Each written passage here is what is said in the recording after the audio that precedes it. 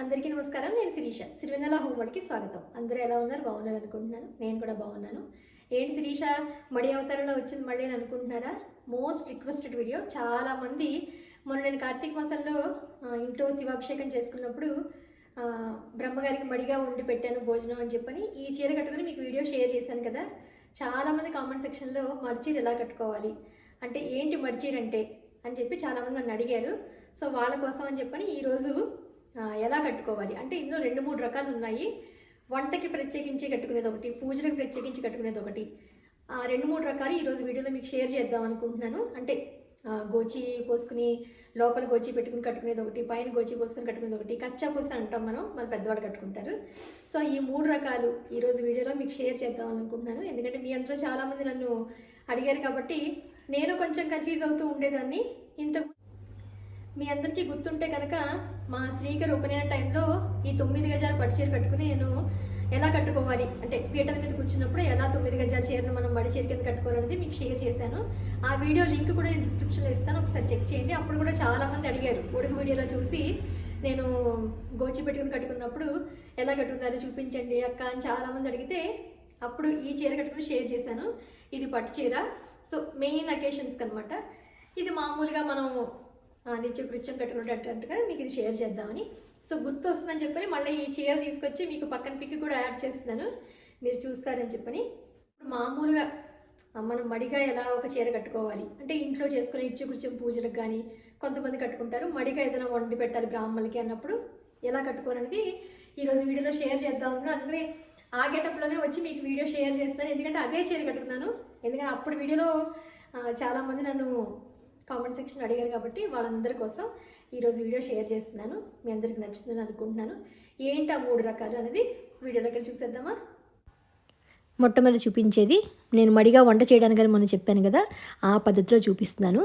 మామూలుగా మనం చీర కట్టుకునేటట్టుగా ఎలా అయితే కట్టుకుంటామో అలాగే ఫస్ట్ పట్టుకొని దాని కింద ఉన్న అంచుని పైకి వచ్చేలాగా అంటే మామూలుగానే తీసుకోవాలి, కానీ ఇలా వెనక్కి తిప్పినట్టుగా వచ్చి వీడియోలో చూపిస్తున్నట్టుగా కుడి చేతి పక్కన మనకి ఒక మీటర్ అనుకుంటాం కదా అంత వదిలేసి కుడి చేతి పక్కకే మనం వీడియోలో చూపిస్తున్నట్టుగా ముడి వేసుకోవాలి.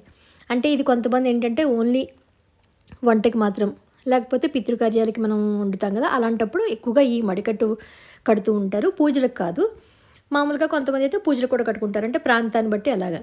ఏదైతే పెద్ద చెంగు ఉందో దాని కాలు మధ్యలోంచి తీసి అంచు కూడా పైకి వచ్చేలాగా మనకి లోపలికి కాకుండా వెనకాల ఎటువంటి ముడతలు లేకుండా వీడియోలో చూపిస్తున్నట్టుగా వెనకని తీసి మనం మామూలుగా చెంగు ఎలా వేసుకుంటాము అలాగే వేసేసుకోవాలి. ఇలాంటి చీరలు ఏంటంటే ఫాలు ఉండకూడదు, పెట్టికోట్ వేసుకోకూడదు. మామూలుగా అయితే ఫాలు కుట్టిన చీరలు అవి మడికి పనికిరావు అని అంటారనమాట, మన పెద్దవాళ్ళు అలా చెప్పేవారు. ఏదైతే మనం వెనకని తీసామో ఈ చెంగుని ఇటు పక్కన దోపుకుంటాము, అటు పక్క చెంగుని మామూలుగా మనం పైటి కింద వేసేసుకున్నాం కదా. ఈ ఎక్స్ట్రా ఫస్ట్ మనం ఏదైతే ఒక మీటర్ ముక్క వదిలాం కదా దాన్ని ఇలా చిన్నగా కుర్చీలు పెట్టుకోవాలి.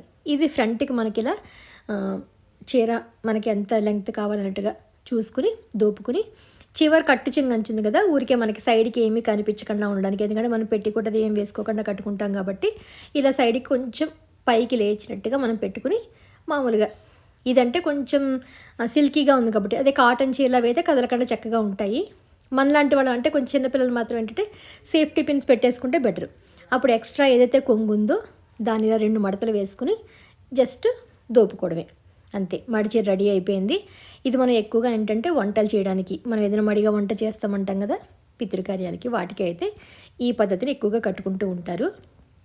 నేను మామూలుగా కట్టుకుని వచ్చాను అనమాట. ఇప్పుడు బ్లౌజ్ తోటి కట్టుకుని వచ్చి ఎందుకంటే డ్రెస్ మీద చూపించాను కదా, ఎందుకంటే మీకు చూపించడానికి కంఫర్ట్గా ఉంటుందని చెప్పి నేను డ్రెస్ మీద వేసుకుని చూపిస్తున్నాను. దాంతోపాటు విడిగా కూడా మళ్ళీ కట్టుకుని మీకు చూపిస్తున్నాను.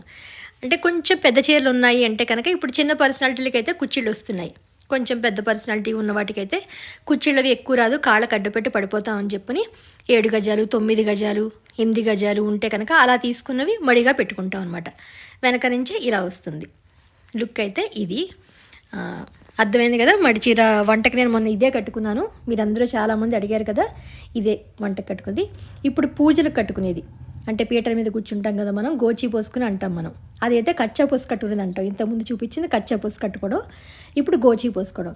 సేమ్ ఇందాక చూపించినట్టే వెనకాల చీర తీసుకుని మళ్ళీ కొంచెం లెఫ్ట్ సైడ్ ఇప్పుడు వదులుకోవాలి. ఇందాక మనం రైట్ సైడ్ వదులుకున్నాం కదా, ఇప్పుడు లెఫ్ట్ సైడ్ మనకి మళ్ళీ 1 మీటర్ వరకు వదిలేసుకుని, మీకు కుడి చేతి పక్క వీలైతే కుడి చేతి పక్క ముడి, ఎడం చేతి పక్కన వేస్తే ఏంటంటే కొంచెం కుర్చీలు తక్కువ వస్తాయి. అందుకని మన కుడి చేతి పక్కనే ముడి పెట్టుకుంటాం. మనం 2 ముళ్ళు వేసేసుకుంటే ఇంకా కదలడం అంటూ ఉండదు, చీర జారిపోవడం అంటూ ఉండదు. ఇప్పుడు ఏదైతే మనకి ఎడం చేతి పక్కన ఉంది కదా, దానిలా మొత్తం తీసి మధ్యలో పట్టుకోవాలి. చీర కొంగుకి మధ్యలో పట్టుకుని కాళ్ళ సందులోంచి, అంటే కుడి కాళ్ళ సందులోంచి వెనక్కి తీసి ఈ అంచు నుంచి ఆ అంచు వరకు, మనకి 2 పక్కల అంచులు ఉన్నాయి కదా, మధ్యలోకి తీయమన్నాను కదా, కాళ్ళ సందులో నుంచి చీర మధ్యలో పట్టుకుని మనం కాళ్ళ సందులోంచి వెనక్కి తీస్తే ఇటుపక్క అంచు నుంచి అటుపక్క అంచు వరకు ఇలా చిన్న ఫ్రిల్స్ పెట్టుకుని, పెద్దది వచ్చే వైపు మనం పైకి పెట్టుకుంటే కాళ్ళకు అడ్డుపడకుండా ఉంటుంది మనకి. అప్పుడు చక్కగా అంచు కూడా మనకి క్లియర్గా కనబడుతుంది. ఇప్పుడు మనం కుడి చేతి పక్కన ఎక్కువ వదులుకున్నాం కదా, ఆ చీరని జస్ట్ ఒక రౌండ్ వెనక్కి వేసి మామూలుగా మనకి చెంగు ఎంత కావాలో అంతవరకు చూసుకుని పెట్టేసుకోవాలి. దీనికి ఇంతకు ముందులాగా ఎక్కువ అవసరం లేదు, జస్ట్ మనకు కొంచెం ఉంటే సరిపోతుంది.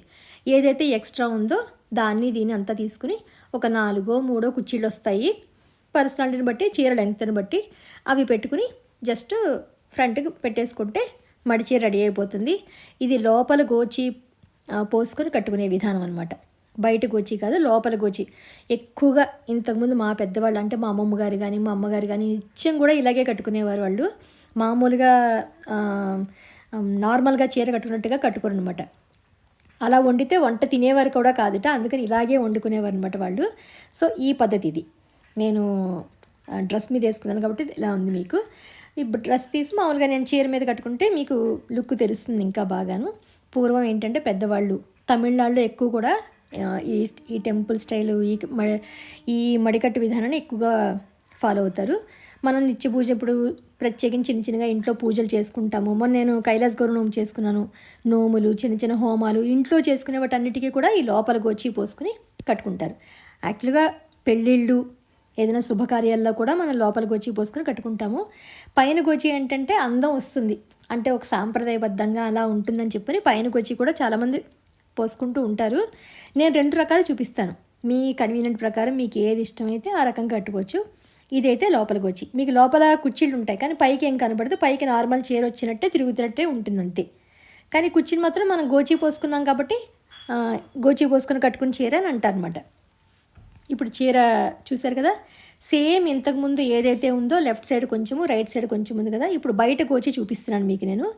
సేమ్ ఇంతకుముందు లెఫ్ట్లో ఉన్న చిన్న 1 మీటర్ ఉన్నది వదిలేసాం కదా, అది వదిలేసి రైట్ సైడ్ ఉన్నదాన్ని ఒక రౌండ్ వెనక్కి తిప్పి, మామూలుగా మనం పైట ఎలా వేసుకుంటాము చెంగు అలా వేసేసుకుని, ఈ ఎక్స్ట్రా ఉన్నదాన్ని వెనక్కి తిప్పి చిన్న ఫ్రిల్స్ పెట్టుకుని, మనం మామూలుగా ఇందాక చూపించాను కదా నేను 3-4 వస్తాయి అంతే, అవి పెట్టేసుకుని ఫ్రంట్ దోపేసుకున్నాక కింద మనం లెఫ్ట్ సైడ్ ఒక చిన్న ముక్క వదిలేసాం కదా, దాన్ని కాళ్ళ సందులోంచి తీసి వెనక సైడ్ నుంచి కుర్చీలు పెట్టుకోవాలి. చూసారు కదా ఇందాక మనం వదిలేసాం కదా ఈ ముక్కని, మళ్ళీ సేమ్ మధ్యలోనే పట్టుకుని కుడి కాలు ఎత్తి పైకి పెట్టుకున్నాక వీడియోలో చూపిస్తున్నట్టుగా వెనక సైడ్ అంచు పైకి వచ్చేలాగా నీట్గా చిన్న కుర్చీలు పెట్టుకుంటూ చక్కగా ఇలా గోచి పోసుకోవాలి. అంటే పైన పెట్టుకోవడం అనమాట. అప్పుడు పైన నీట్గా కనిపిస్తుంది మనకి. ఎక్కువగా మగవాళ్ళు కూడా ఈ పద్ధతిని కట్టుకుంటారు, అంటే గోచి కనిపించేలా కట్టుకునే పద్ధతి సాంప్రదాయంగా. ఇంకా టెంపుల్స్కి వాటికి వెళ్ళడానికైతే ఇలా కట్టుకుంటారు. సో మీకు 3 రకాలు అర్థమై ఉంటాయి. లోపల గోచి, పైన గోచి, కచ్చపోసి చీర. మడికి వంటగా చేస్తూ ఉన్నాను కదా, చెంగు తీసుకుని పెట్టుకోవాలి. ఇలాంటి చీరలకి ఏంటంటే పెట్టికోటు వేసుకోరు, ఫాల్ ఉండకూడదు, జుట్టు విరబోసుకోకూడదు, ముడి పెట్టుకునే ఉండాలి. ఇవన్నీ మన సాంప్రదాయం ప్రకారం మన పెద్దవాళ్ళు నేర్పిన ఆచారాలు.